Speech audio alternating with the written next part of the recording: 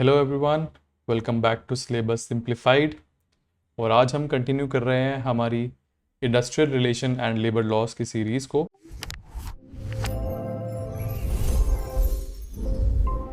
पिछली वीडियो में हमने यूपीएससी के ईपीएफओ एग्ज़ाम का एक ओवरव्यू लिया था और industrial relation and labour laws की ओवरऑल इम्पोर्टेंस को समझा था कि आपको ये सब्जेक्ट क्यों पढ़ना है और इसकी क्या इम्पोर्टेंस है।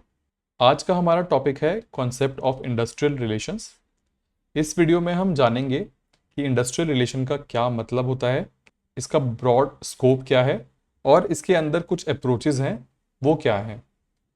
ये वीडियो आपके लिए बहुत फाउंडेशनल रहने वाला है और बहुत ही इंपॉर्टेंट रहने वाला है, क्योंकि आज के लेक्चर के बाद आप बेसिक्स समझ पाएंगे इस पूरे सब्जेक्ट का। और जब हम फ्यूचर में लेबर लॉस पढ़ेंगे, उनके क्लॉजेस से डील करेंगे, तो आप समझ पाएंगे कि हर क्लॉज के पीछे क्या लॉजिक रहा होगा। तो इसी के साथ शुरू करते हैं। तो लास्ट लेक्चर में हमने समझा था कि इंडस्ट्रियल रिलेशन का क्या मतलब होता है। सिंपल वर्ड्स में इंडस्ट्रियल रिलेशन एक ऐसा रिलेशनशिप है जिसमें तीन पार्टीज इन्वॉल्व हैं, मेजरली एम्प्लॉयर्स, एम्प्लॉयज़ और गवर्नमेंट। अब एम्प्लॉयर का काम क्या है कि वो कुछ प्रोड्यूस करेगा, उस चीज़ को प्रोड्यूस करने के लिए वो कैपिटल देगा और लोगों को एम्प्लॉयमेंट देगा। अब दूसरी पार्टी है एम्प्लॉयज़। इनका काम क्या है कि ये इस एम्प्लॉयर को अपनी लेबर प्रोवाइड करेंगे, यानी कि अपने स्किल से उस प्रोडक्शन में मदद करेंगे और बदले में उन्हें वेजेस मिलेंगे। अब यहाँ तक तो बात सिंपल है। तो गवर्नमेंट का रोल क्या है? अब गवर्नमेंट का रोल क्यों है, वही हमें इस सब्जेक्ट में जानना है। अब देखो, एक आइडियल सिचुएशन में तो एम्प्लॉयर्स और एम्प्लॉयज़ दोनों अपना अपना काम करेंगे, एक साथ मिलकर काम करेंगे, एक दूसरे के लिए काम करेंगे ताकि दोनों का भला हो। अगर एम्प्लॉयर अपने एम्प्लॉयज़ को अच्छे से ट्रीट करता है, अच्छे से सैलरी देता है, वर्किंग कंडीशन अच्छी होती है, तो बदले में एम्प्लॉय भी अच्छे से काम करेगा, प्रोडक्टिविटी ज़्यादा होगी। अगर प्रोडक्टिविटी ज़्यादा होगी तो प्रोडक्शन ज़्यादा होगा, प्रोडक्शन ज़्यादा होगा तो एम्प्लॉयर के लिए अच्छी बात है, क्योंकि उसके पास ज़्यादा आउटपुट आएगा। अब एम्प्लॉयर खुश होगा तो बदले में एम्प्लॉय को भी खुश रखेगा। तो ये तो है एक आइडियल सिचुएशन, बट सब कुछ आइडियल तो होता नहीं है दुनिया में। तो इसलिए रोल आता है किसका? गवर्नमेंट का। अब गवर्नमेंट का काम होता है कि कभी भी अगर एम्प्लॉयर और एम्प्लॉय के बीच में कोई डिस्प्यूट हो तो उसको सॉल्व करने के लिए गवर्नमेंट का रोल होगा। गवर्नमेंट एक्ट करती है as a regulator, as a facilitator और एज अ पॉलिसी मेकर।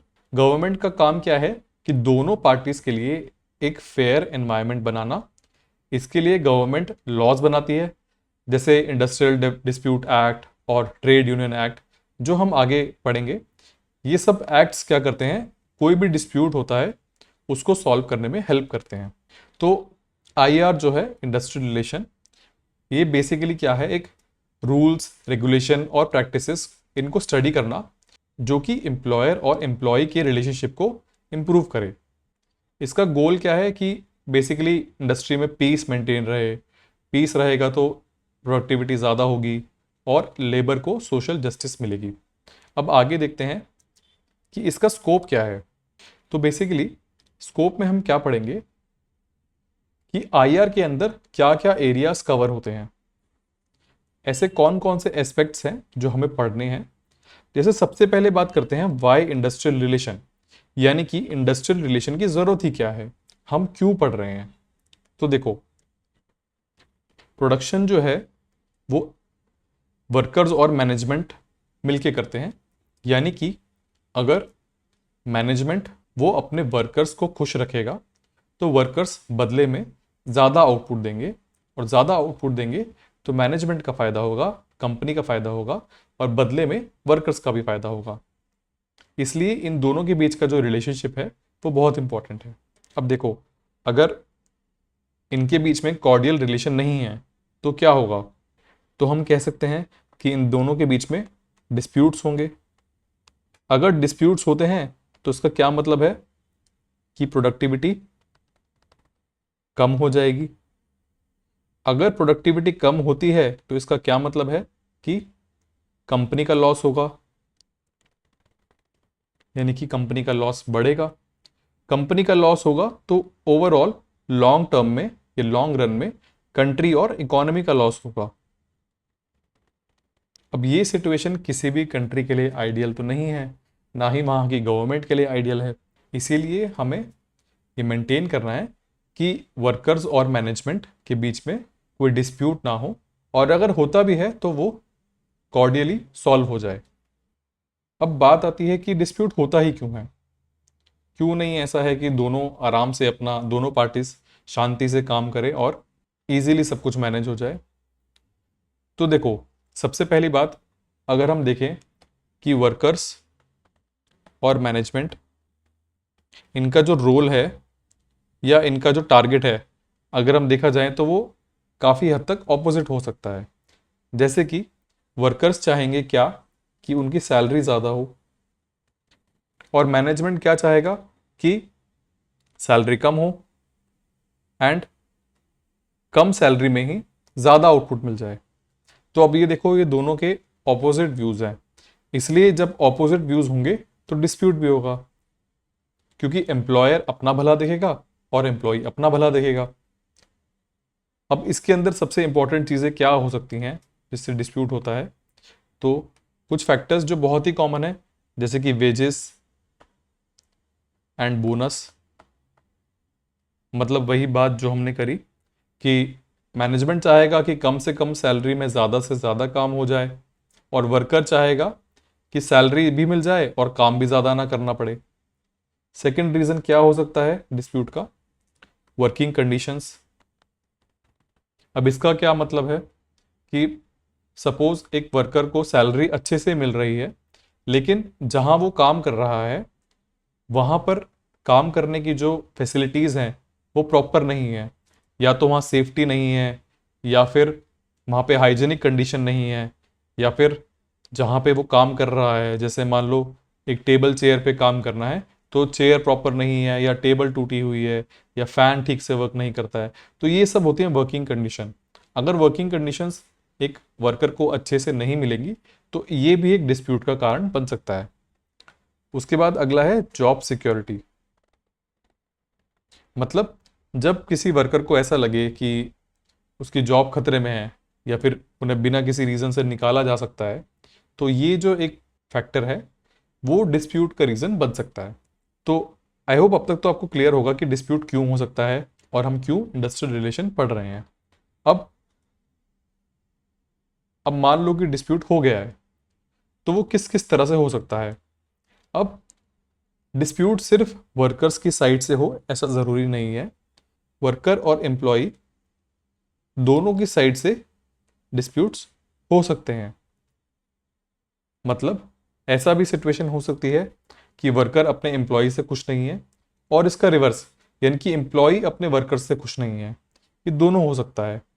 तो इसके अंदर दोनों अपने अपने जो तरीके हैं, दोनों दोनों अपनी अपनी जो बातें हैं वो मनवाने के लिए बहुत सारे तरीके आजमा सकता है, जैसे कि स्ट्राइक्स, और इसके अलावा होते हैं जैसे कि बॉयकॉट या फिर गो स्लो। इनको हम आगे डिटेल में स्टडी करेंगे जब हम इंडस्ट्रियल डिस्प्यूट एक्ट और बाकी सब एक्ट्स को पढ़ेंगे। बट फिलहाल के लिए अगर हम बेसिक समझे तो वर्कर के पास बहुत सारे ऑप्शन हो सकते हैं, जैसे कि स्ट्राइक या फिर बॉयकॉट। स्ट्राइक मतलब कि वो काम नहीं करना चाहते, या बॉयकॉट मतलब कि वो सभी काम करना बंद कर दें। सिमिलरली एम्प्लॉय के पास भी कुछ तरीके हो सकते हैं अपनी बात मनवाने के, जैसे कि लॉकआउट, यानी कि सिंपल वर्ड्स में अगर हम समझे, एम्प्लॉयर जो है वो अपना फैक्ट्री ही बंद कर देता है और काम ही नहीं मिलेगा अगर एम्प्लॉय को, तो क्या होगा, एम्प्लॉय उनकी बात मान लेगा। यहाँ मैं इसको करेक्ट कर देता हूँ, ये एम्प्लॉय नहीं है, हम यहाँ एम्प्लॉयर की बात कर रहे हैं। अब लॉकआउट के अलावा एम्प्लॉयर के पास और क्या ऑप्शंस हो सकते हैं, जैसे कि ले ऑफ, यानी कि अगर कोई एम्प्लॉय काम नहीं कर रहा है तो वो उसको नौकरी से निकाल देगा। ठीक है, तो ये बहुत कॉमन सेंसिकल भी है कि अगर डिस्प्यूट होता है तो एम्प्लॉयर और एम्प्लॉय दोनों के पास अपने अपने तरीके हैं अपनी बात को मनवाने के। अब अगली बात आती है कि अगर डिस्प्यूट हो जाता है तो क्या करें। तो देखो, बहुत सारे तरीके हैं डिस्प्यूट को सॉल्व करने के, बट हम इनको ना दो हेड्स में पढ़ते हैं। सबसे पहले हम पढ़ते हैं प्रिवेंशन, और दूसरा क्या है, सेटलमेंट। अब प्रिवेंशन में हम क्या कहते हैं कि एनवायरनमेंट ऐसा होना चाहिए वर्कर्स और एम्प्लॉयर्स के बीच कि डिस्प्यूट हो ही ना। स्टार्टिंग से ही ऐसा एक एनवायरनमेंट हो कि वर्कर्स जो चाहते हैं और एम्प्लॉयर्स जो चाहते हैं वो दोनों ही हो, और इसलिए इन दोनों के बीच में कोई डिस्प्यूट ना हो। बट ये भी अगेन एक बहुत आइडियल सिचुएशन है जो कि यूजुअली पॉसिबल नहीं होती है। इसलिए अगर डिस्प्यूट होता है तो हमें सेकंड मेथड की तरफ जाना पड़ता है, जिसको हम बोलते हैं सेटलमेंट। अब सेटलमेंट में क्या होता है कि अगर डिस्प्यूट हो जाए तो उसको सॉल्व कैसे करें। अब इसके अंदर भी हमारे पास बहुत सारे तरीके होते हैं, बट मेनली हमें तीन तरीके हैं जो आगे स्टडी करने हैं, जो हमारे पास इंडस्ट्रियल डिस्प्यूट एक्ट के अंदर भी मेंशन है। जिसमें से पहला है आर्बिट्रेशन, दूसरा है कंसिलिएशन, और तीसरा है एडजुडिकेशन। अब ये तीनों क्या होते हैं इसको हम डिटेल में आगे स्टडी करेंगे जब हम इंडस्ट्रियल डिस्प्यूट एक्ट को पढ़ेंगे। बट फिलहाल के लिए हम ये देख सकते हैं कि अगर डिस्प्यूट होता है तो हमारे पास उसको सॉल्व करने के भी तरीके हैं, और इसीलिए हम बेसिकली ये सब्जेक्ट पढ़ रहे हैं कि इंडस्ट्रियल रिलेशंस को कैसे मेंटेन करना है। कि पहले तो हम कोशिश करेंगे कि कोई डिस्प्यूट ही ना हो, बट अगर हो भी जाता है तो उसको कैसे हम सॉल्व कर सकते हैं। अब अगला टॉपिक है कलेक्टिव बार्गेनिंग। अब ये एक बहुत इंपॉर्टेंट टर्म है, ये एक बहुत इंपॉर्टेंट कॉन्सेप्ट है, क्योंकि हमारा जो पूरा सब्जेक्ट है इंडस्ट्रियल रिलेशन, या ये जो पूरी थ्योरी है उसका बेसिस ही है कलेक्टिव बार्गेनिंग। इसका क्या मतलब है? इसका मतलब है कि एक ऐसा प्रोसेस जहां पर एम्प्लॉयर्स और एम्प्लॉय साथ में मिलकर जितने भी कंडीशंस हैं, जितने भी वर्किंग कंडीशन हैं, या फिर जो भी डिस्प्यूट्स हैं उनको पहले ही नेगोशिएट करें। इसका मतलब एक ऐसा प्रोसेस जहां पर एक एम्प्लॉय यूनियन और एम्प्लॉयर कि दोनों मिलकर working conditions, benefits, salary, wages etcetera इन सब पर नेगोशिएट करें। अब ये जो तरीका है इसको भी बोल सकते हैं हम कि ये भी एक तरह का डिस्प्यूट रेजोल्यूशन मैकेनिज्म है मॉडर्न फॉर्मेट में। तो हम इसको लिख सकते हैं मॉडर्न डिस्प्यूट रेजोल्यूशन मैकेनिज्म। अब कलेक्टिव बार्गेनिंग होने के लिए हमारे पास कुछ कंडीशंस होनी चाहिए, जैसे कि पहला है स्ट्रॉन्ग डेमोक्रेटिक यूनियन, ये एक कंडीशन है।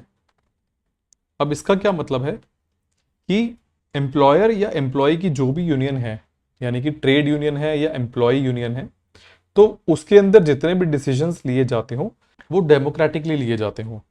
यानी कि वहां पर ऐसा ना हो कि कोई एक सिंगल या एक छोटा ग्रुप जो है वो पूरे यूनियन को कमांड कर रहा है, उनको बहकावे में ला रहा है। तो वहां पर जो पहले डिसीजन है वो डेमोक्रेटिकली लिया गया हो। सेकंड है employers recognition to trade union. अब इसका क्या मतलब है कि जो ट्रेड यूनियन एम्प्लॉयर से नेगोशिएट करने के लिए आ रही है वो पहले रिकॉग्नाइज तो हो। ऐसा ना हो कि किसी एक टॉपिक पे मल्टीपल ट्रेड यूनियंस हैं और कुछ ट्रेड यूनियन ऐसी है जो रिकॉग्नाइज ही नहीं है, तो ऐसी ट्रेड यूनियन एम्प्लॉयर उसके साथ नेगोशिएट नहीं करेगा। एम्प्लॉयर उसी के साथ नेगोशिएट करेगा जो रिकॉग्नाइज्ड होंगी। अब कौन सी ट्रेड यूनियन रिकॉग्नाइज्ड होती है, कौन सी नहीं होती है, इसके लिए हमारे पास है ट्रेड यूनियन एक्ट, जिसको हम आगे डील करेंगे फ्यूचर में। इसके बाद हमारे पास जो थर्ड कंडीशन है वो क्या है, बार्गेनिंग इन गुड फेथ।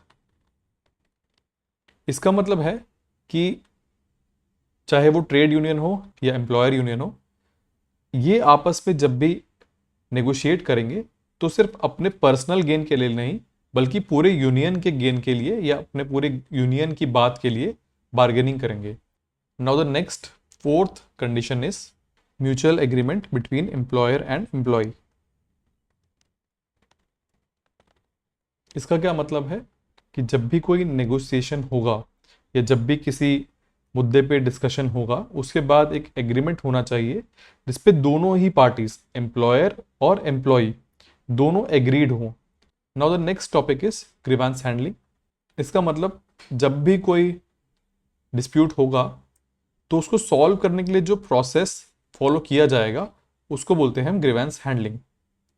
यानी कि जो हमारे पास एक्ट्स हैं, जैसे जैसे कि इंडस्ट्रियल डिस्प्यूट एक्ट ऑफ 1947, इसके अंदर कुछ प्रोसीजर दिया हुआ है। तो अगर कोई भी डिस्प्यूट होता है तो एम्प्लॉयर और एम्प्लॉय दोनों को ये प्रोसीजर फॉलो करना पड़ेगा। तो ग्रीवेंस हैंडलिंग मतलब सिंपल टर्म्स में, जब भी कोई डिस्प्यूट हो तो उसको सॉल्व करने के लिए जो हम प्रोसेस फॉलो करेंगे that is called grievance handling. And one more topic which is workers participation in management. Now ये भी एक बहुत इंपॉर्टेंट टॉपिक है एंड यूपीएससी इसके ऊपर ज़रूर क्वेश्चन पूछ सकता है, क्योंकि यहाँ पर हमारी बात होती है डेमोक्रेटिक डिसेंट्रलाइजेशन या फिर इंडस्ट्रियल डेमोक्रेसी की। तो इसका क्या मतलब है वर्कर्स पार्टिसिपेशन इन मैनेजमेंट? जैसा आप नाम से ही समझ पा रहे हैं कि एक ऐसा कॉन्सेप्ट जहां पर एम्प्लॉइज को मैनेजमेंट के डिसीजंस लेने में इन्वॉल्व किया जाता है। यानी कि मैनेजमेंट जब भी कोई डिसीजन लेगा तो अपने आप से नहीं, बल्कि एम्प्लॉय या एम्प्लॉय यूनियन से पूछ के लेगा। ओके, अब ये क्यों करेगा एम्प्लॉयर ऐसा? क्योंकि इससे क्या होगा, जब ये प्रोसेस फॉलो होगा तो इससे एम्प्लॉय को एक ओनरशिप और वैल्यू फील होगी। यानी कि उनको ये लगेगा कि वो एक किसी और की कंपनी के लिए नहीं, बल्कि अपने लिए ही भी और अपनी कंपनी के लिए काम कर रहे हैं, क्योंकि उनके डिसीजन से ही सारे चीज़ें चल रही हैं, उनके उनके ओपिनियन की वजह से। तो इसका एग्जांपल है जैसे कि कुछ कमिटीज़ होती हैं, जैसे वर्क्स कमेटी या फिर कैंटीन कमेटी। अब ये जो टॉपिक है या ये जो एक थ्योरी है, इसको इंडिया में फर्स्ट किसने कॉन्सेप्चुलाइज किया था? तो it was कॉन्सेप्चुलाइज्ड bye Mahatma Gandhi. उनका क्या कहना था कि इंडस्ट्रीज जो होती हैं वो एक जॉइंट वेंचर होता है लेबर और कैपिटल का। यानी कि इंडस्ट्री तभी काम करेगी जब लेबर, जो कि कौन प्रोवाइड कर रहा है, वर्कर्स, एंड कैपिटल, जो कि कौन प्रोवाइड कर रहा है, एम्प्लॉयर, जब ये दोनों साथ मिलके काम करेंगे तभी एक इंडस्ट्री सक्सेसफुल होगी। अब इंडिया में इसको फॉर्मली कब एक्सेप्ट किया गया या फॉर्मलाइज्ड कब किया गया? तो वो था इन सेकेंड 5 ईयर प्लान। इसको भी हम आगे और डिटेल में समझेंगे कि कैसे सेकेंड 5 ईयर प्लान में हम वर्कर्स पार्टिसिपेशन इन मैनेजमेंट को हमने इसको और आगे बढ़ाया। ठीक है, तो आगे देखते हैं इसके बाद। अब लास्ट टॉपिक जो है हमारा इस चैप्टर का वो है अप्रोचेस टू इंडस्ट्रियल रिलेशंस। अब वैसे तो थ्योरेटिकली इसमें काफ़ी सारी अप्रोचेस हैं, बट जो 3 मोस्ट इंपॉर्टेंट या 3 मोस्ट बेसिक अप्रोचेस जो हमें पढ़नी है वो है first the unitary approach, second pluralistic approach, और थर्ड मार्क्सिस्ट अप्रोच। इसके अलावा भी हमारे पास बहुत सारी अप्रोचेस हैं, जैसे कि ह्यूमन रिलेशंस अप्रोच या डनलप्स अप्रोच, लेकिन हमें इतना डिटेल में नहीं पढ़ना है इसको, तो हम बेसिक्स ही पढ़ते हैं। जैसे कि फर्स्ट हमारा है यूनिटरी अप्रोच। अब यूनिटरी अप्रोच क्या कहता है कि एक ऑर्गेनाइजेशन जो होती है वो एक सिंगल यूनिट होती है, एक हार्मोनियस यूनिट होती है। इसका मतलब कि जो एम्प्लॉयर है और जो एम्प्लॉई है ये दोनों बहुत अच्छे दोस्त हैं, इनके बीच में कोई डिस्प्यूट नहीं होता है और ये दोनों साथ मिलके बहुत अच्छे से काम करते हैं। इसलिए जब कोई डिस्प्यूट ही नहीं होगा तो हमारे पास जो यूनियंस हैं उनकी ज़रूरत ही नहीं है, वो अननेसेसरी हैं। और अगर यूनियन बनते भी हैं तो वो सिर्फ काम बिगाड़ने के लिए बनते हैं। इनका क्या मानना है, जो इस थ्योरी को मानते हैं कि अगर कोई कॉन्फ्लिक्ट होता है तो वो नहीं होना चाहिए, पहली बात तो वो अबनॉर्मल है। और कॉन्फ्लिक्ट को बढ़ावा कौन देता है? जो यूनियंस होते हैं या फिर एम्प्लॉयज़। ये बेसिकली मानते हैं कि जो यूनियंस होते हैं या फिर ऐसे कुछ तत्व होते हैं एक ऑर्गेनाइजेशन में जो कि इस हार्मोनियस बैलेंस को बिगाड़ने का काम करते हैं। इनके अकॉर्डिंग एम्प्लॉयर जो है वो बिल्कुल एकदम परफेक्ट है, वो एम्प्लॉय का भला चाहता है और इसलिए एम्प्लॉय को चुपचाप जो भी एम्प्लॉयर बोल रहा है वो बात करनी चाहिए। और जब ये एक बैलेंस मेंटेन रहेगा, इस तरह से एम्प्लॉय जो है वो काम करेगा, तो ये पूरा का पूरा जो स्ट्रक्चर है वो बहुत अच्छे से, बहुत हारमोनियसली काम करेगा। अब ऑब्वियसली रियल वर्ल्ड में ऐसा नहीं होता है, ना ही एम्प्लॉयर पूरा टाइम एम्प्लॉय का भला चाहता है और ना ही ऐसा होता है कि एम्प्लॉय की सारी डिमांड्स जो होती हैं वो गलत होती हैं। तो इसीलिए हम बोल सकते हैं कि ये अप्रोच थोड़ी सी एक यूटोपिया को फॉलो करती है कि सब कुछ बढ़िया है और सब कुछ एकदम नॉर्मल है। अब सेकंड अप्रोच जो आती है, सेकंड अप्रोच है हमारे पास प्लूरलिस्टिक अप्रोच। अब जैसे पीछे हमने पढ़ा यूनिटरी अप्रोच, यानी कि एक सिंगल गोल है दोनों का। अब प्लूरलिस्टिक जैसे नाम से पता लग रहा है कि एक ऑर्गेनाइजेशन के अंदर बहुत सारे सब ग्रुप्स होते हैं और उन सबके अलग अलग इंटरेस्ट होते हैं।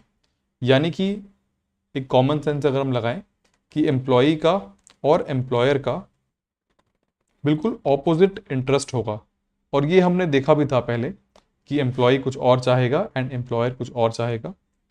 तो इसलिए ऐसी सिचुएशन में कॉन्फ्लिक्ट हमेशा आएगा, कॉन्फ्लिक्ट आना बिल्कुल तय है और कॉन्फ्लिक्ट आना लेजिटिमेट है। यानी कि कॉन्फ्लिक्ट अगर आता है तो वो आना चाहिए, आने देना चाहिए, क्योंकि इन दोनों के इंटरेस्ट जो हैं वो अलग हैं। अब इनका क्या मानना है, जैसे पिछले हमने देखा था यूनिटरी अप्रोच, ये कहते थे कि यूनियंस जो है वो नहीं होने चाहिए, वो अननेसेसरी हैं और काम को बिगाड़ते हैं। प्लूरलिस्टिक अप्रोच में क्या बोलते हैं कि हाँ, यूनियन होने चाहिए, क्योंकि यहाँ पर हमारे पास दो अलग अलग इंटरेस्ट हैं और जब एम्प्लॉय के इंटरेस्ट की बात आती है तो उसको कौन रखेगा आगे? यूनियंस, यानी कि ट्रेड यूनियंस। ठीक है, तो अब नेक्स्ट लास्ट अप्रोच देखते हैं, वो है मार्क्सिस्ट अप्रोच। मार्क्सिस्ट अप्रोच क्या कहती है, जो कि कार्ल मार्क्स ने दी थी, कि इंडस्ट्रियल रिलेशन बेसिकली क्या है? एक क्लास स्ट्रगल का प्रोडक्ट है। मतलब कि हमारे पास दो क्लासेस हैं, बुर्जुआ और प्रोलेटेरिएट। यानी कि एक क्लास जिसके पास सब है, जिसको हम बोल सकते हैं हैव्स, एंड एक क्लास जिसके पास कुछ नहीं है, जिसको हम बोल सकते हैं हैव नॉट्स। तो हैव्स कौन है? जो सारे मीन्स ऑफ प्रोडक्शन को कंट्रोल करता है। हमारे एग्जाम्पल के अकॉर्डिंग हम बोल सकते हैं एम्प्लॉयर। और हैव नॉट्स कौन है? एम्प्लॉइज, जिनके पास कुछ भी नहीं है। ये सिर्फ एम्प्लॉयर्स के पास जाते हैं काम के लिए, एंड बदले में एम्प्लॉयर क्या करता है? काम तो देता है लेकिन साथ में एम्प्लॉय को एक्सप्लॉइट करता है। यानी कि जब सारे मीन्स ऑफ प्रोडक्शन को एम्प्लॉयर ने कंट्रोल कर रखा है, तो एम्प्लॉय के पास कुछ नहीं है एंड ना ही उसके पास कोई बार्गेनिंग पावर है, और एम्प्लॉयर ऐसी सिचुएशन में एम्प्लॉय को एक्सप्लॉइट करता है। अब जब ये सिचुएशन होगी ऐसी कि एम्प्लॉयर एम्प्लॉय को एक्सप्लॉइट करता रहेगा, तो कॉन्फ्लिक्ट जो है वो ऑब्वियसली अनअवॉइडेबल है, कॉन्फ्लिक्ट आएगा ही आएगा। तो कार्ल मार्क्स ने क्या कहा था कि यूनियंस जो हैं वो इम्पॉर्टेंट है। क्यों? क्योंकि एक टाइम ऐसा आएगा जब वर्कर्स जो हैं वो रेवोल्यूशनाइज्ड हो जाएंगे, वो रिवॉल्ट करेंगे अगेंस्ट हैव्स, यानी कि एम्प्लॉयर्स। अकॉर्डिंग टू हिम पूरी दुनिया में जितने भी एम्प्लॉयज़ हैं वो सारे के सारे एक दिन इस एक्सप्लॉयटेशन के अगेंस्ट एकजुट हो जाएंगे और ये जो स्ट्रक्चर है, इस स्ट्रक्चर को फेंक देंगे उठा के, एंड इसके बदले में क्या एक सोसाइटी आएगी, एगलिटेरियन सोसाइटी, जो किस कॉन्सेप्ट बेस्ड होगी? कम्युनिज्म। ठीक है, कम्युनिज्म बेसिकली एक ऐसी कंडीशन है, एक ऐसी स्टेट है जहाँ पर जितने भी रिसोर्सेज हैं उनका कोई ओनर नहीं है, और उसका जो ओनर है एक्चुअली वो सब है। यानी कि अगर कोई भी एक सिंगल पीस ऑफ रिसोर्स है, उसके सब ओनर हैं। मतलब जैसे कि हम गांव वगैरह में ऐसा यूजुअली देखते हैं कि अगर कोई एक पर्टिकुलर सपोज एक कुआं है, तो वो कुआं किसी एक पर्टिकुलर इंसान का नहीं है, उसका जो ओनरशिप राइट होता है वो पूरे गांव के पास होता है। तो ये एक बहुत बेसिक एग्जांपल है कम्युनिज्म का। लेकिन कार्ल मार्क्स क्या कहता है कि जब रेवोल्यूशन होगा तो पूरी दुनिया में ये सेम तरीके का सिचुएशन आएगी कि कोई भी ओनरशिप राइट्स स्टेट के पास या किसी के पास नहीं रहेंगे, हर एक रिसोर्स के ऊपर सबका हक होगा equal.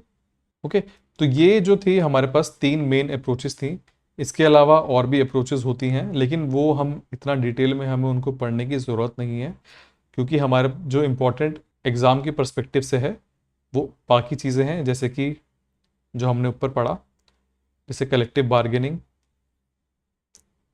Workers participation in management and इस तरह के जितने भी हमने टॉपिक्स अभी कवर किए हैं, ये सब आपके एग्ज़ाम के लिए बहुत इंपॉर्टेंट है। इनमें से कुछ चीज़ें हम अभी दोबारा आगे पढ़ेंगे आने वाले लेक्चर्स में, जब हम उनसे रिलेटेड एक्ट्स को पढ़ेंगे, क्योंकि कुछ एक्ट जो हैं उनके क्लॉजेस यूपीएससी डायरेक्टली पूछता है। तो आज की वीडियो में हम इतना ही रखते हैं। अगली वीडियो में हम जानेंगे लेबर लॉस के बारे में, उनका हिस्टोरिकल एवोल्यूशन, और उसके अलावा आज के टाइम पे हमारे पास क्या क्या लेबर लॉस हैं। तो आई होप आपको आज का लेक्चर समझ आया होगा। हमने जो भी डिस्कस किया है वो एग्जाम के परस्पेक्टिव से काफ़ी इंपॉर्टेंट है, तो प्लीज़ मेक श्योर कि आप इसको एक बार दोबारा रिवाइज करें। अगर आपको ये वीडियो पसंद आया हो तो इसको ज़रूर लाइक करें, अपने दोस्तों के साथ ज़रूर शेयर करें जो भी इस एग्ज़ाम के लिए प्रिपेयर कर रहे हैं। चैनल पे नए हैं तो सब्सक्राइब करें, और कुछ भी डाउट होता है तो कमेंट्स में ज़रूर पूछना। तो फिर मिलते हैं अगले लेक्चर में, तब तक के लिए कीप लर्निंग, कीप ग्रोइंग। जय हिंद।